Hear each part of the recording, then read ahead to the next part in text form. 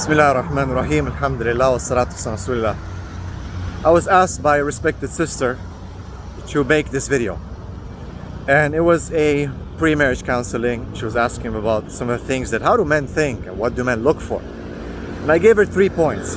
And she said, this is in her words, that you gotta make a video about this because a lot of women don't understand these points. And they need to know these points. So 3 points to keep your man happy forever. Right? You're not gonna have issues with him. He's gonna love you. He will love you. He will give you the emotions that you need. He will give you the provision. He will be with you, inshallah. 3 points. Number one, respect. He wants respect. A man who's not respected, you have to understand, we deal with so much outside. If you don't respect us, and the way you address us, the way you talk to us, look, we're not buddies. I mean, we can be friends, and there should be a good, deep relationship between husband and wife, but we're not buddies. You have to understand that. So, respect is extremely important. A lot of women call their husbands like dude and this and that. You can have nice names. Even the Prophet had cute names for Aisha. But not like yo bro and dude and this and that. It's disrespectful. Respect your man. Show your man that you respect him. Do things for him. Go out of your way to show that you respect in your behavior. Not like you have to buy stuff for him or all that. No. Okay, so respect. Respect is very important for us.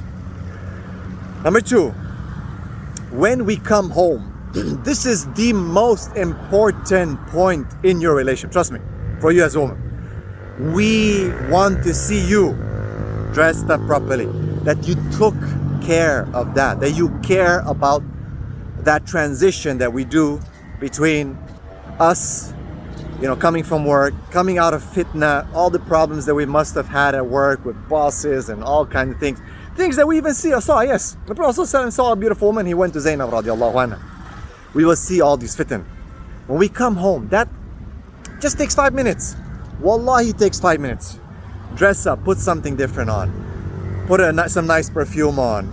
You get ready when you go outside for other functions, but when we come home after a long day of work, 8 to 10 hours, right? You are, looking messy. Yeah, you can say right now, I'm sure right now in your mind they're saying, bro, but you don't understand, we gotta deal with the kids, and the house is upside down, and all I'm saying is, just change your clothes, have something ready, like it has to be strategized. Put some perfume on, do your hair a little bit, just a little bit, take 5 minutes, go to the bathroom, just 5 minutes.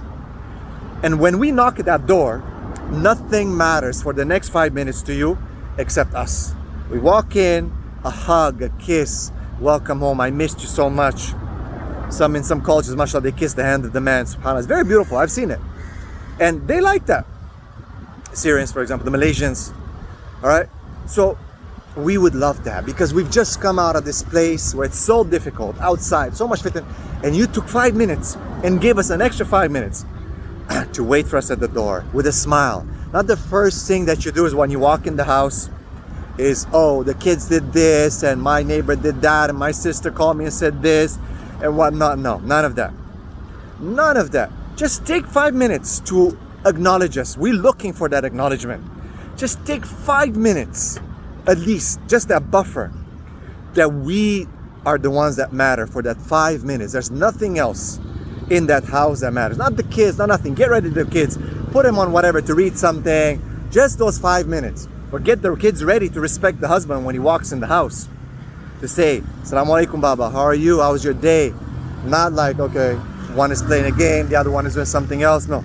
They should learn to respect the man because he's coming out of the outside and he has done his best to try to provide for you. So those 5 minutes, I'm telling you, sister, if you can follow this, and it's something you can do easily. It doesn't take more than 5 minutes. You can find 1,000 excuses, I'm sure. But you can do this. You can if you want to. And last but not least, my sister, intimacy. A man, if he's rejected in intimacy, it breaks him.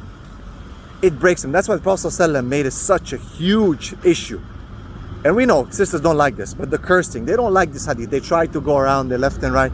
In the end, it's not about cursing you. It's about how much that matters to men. Men, we express our love through intimacy. You women have been fooled by the Western media to think that because a man wants intimacy, he's just like this animal, this sex, and you cannot give it to him. You don't understand that he expresses his love towards you via intimacy. And sadly, because it's called sex these days, but it used to be called making love. So he actually wants to make love to you. If you remember that it used to be called making love. When I grew up anyway, it used to be called making love. So he wants to make love to you, meaning he wants to make love with you. He wants to express his love for you. You understand what I mean? So don't give in to this weird Western mentality and Western philosophy of, he's just this animal who just wants sex. No, trust me. If you understand how to do this issue, to give in, to respond to his call, because he wants to make love to you, he's just come out from outside. He's just had a lot of problems, challenges, you name it. And he wants to be intimate with you. Forget about the F word, the S word, the this word that you learn or seen on TV, which made you look bad at your man, and he's only materialistic, he's only about carnal desires. These words, if you analyze them, they're coming from the kuffar. He wants to make love to you. He wants to show his love to you by being intimate with you. If you understand that and you connect it to the hadith of the Prophet as to why he said that if the husband calls you to bed, that the angels, if you don't respond, that you'll be cursed. A lot of women hate to hear that. But if you contextualize, wallahi, if you understand the makeup of a man and what it means, he's not just trying to treat you like a piece of meat. He's trying to tell you and to show you that I love you, that I want to be with you, that I've protected myself the whole day. I protected myself the whole day, tried to lower my gaze, tried to do all these things for the sake of Allah. And now I'm coming to you and asking you to make love. Forget about, he wants to S me or he wants to F me or this and that. He wants to make love to you. Do you understand? And you're telling him, sorry, I can't. No, not right now. Oh, I'm sure again here you can come up with at least 15 excuses why you shouldn't be intimate. You're not feeling well, the kids are not ready, this and that, they're not sleeping. If you are at home, stay-at-home woman, 8 hours or 10 hours, whatever, you don't see your husband, it's okay, you start missing each other, loving each other. You have the time to make a system for yourself, just like you would like to go out and work, right? You got to find a system of, a lot of women say, I want to work out, I want to go work, I want to be in the world, I want to have a boss, I want to serve a boss, I don't want to serve my husband, I want to serve a boss. Okay, but I mean, if you do that, you know that you'll have to have a system. So why not have a system at home where Allah has protected you in terms of, getting kids to their homework, to be ready, to put them to sleep at a certain time. The non-Muslims are good at this. The Muslims just leave their kids jumping upside down, left and right, and then they complain, well, we don't have time to each other. Yeah, because you didn't systemize it. That's the problem. We're lacking discipline as Muslims. If you do this properly, take care of that 5 minutes of getting ready for your husband when he comes home, and having the time for intimacy at night or in the morning. The Prophet sometimes would do it in the morning before Fajr. Aisha radiallahu anha narrates this hadith that he used to pray qiyam and then he used to be intimate with her. You have to find, it should be organic, of course. I mean, it was organic. The Prophet wanted to come through her and she accepted and they would be intimate.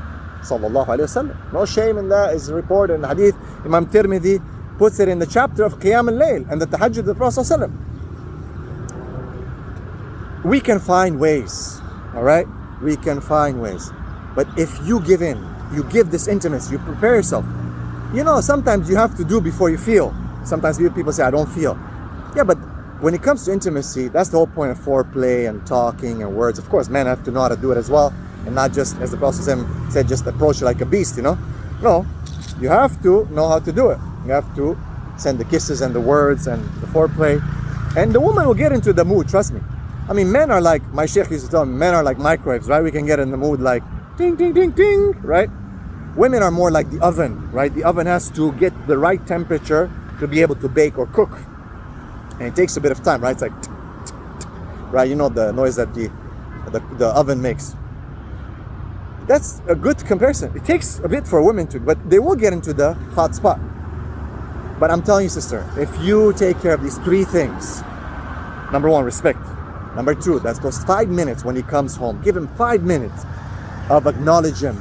Acknowledge that you care about him, that you've taken 5 minutes to get ready for him, that it's important when he comes home. It matters to you. It matters to your kids that they have respect.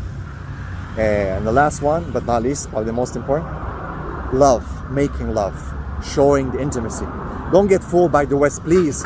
Do not get fooled by the West of this whole that is just carnal and he's just after that and he doesn't care about your emotions and your desires. Because you're thinking in your mind, in his mind, he loves you. He wants to express it towards you. So all you have to do is just understand that difference. And then 3 points, trust me, these 3 points, if you can understand and implement, you'll see your life will change. Your life, your relationship, the way he's going to treat you, the way he will love you, the way he will behave towards you, the way he will open up to you, the way he will talk to you, it will change. It will change. May Allah subhanahu wa ta'ala make us understand. Again, this is based on the sister. She told me, please, and she's a, mashallah, elderly sister. She's not a little girl or anything like that. She said, you need to make a video about this. So I made it. I hope it's beneficial. Barakallahu feekum. Assalamu alaikum wa rahmatullahi wa barakatuh.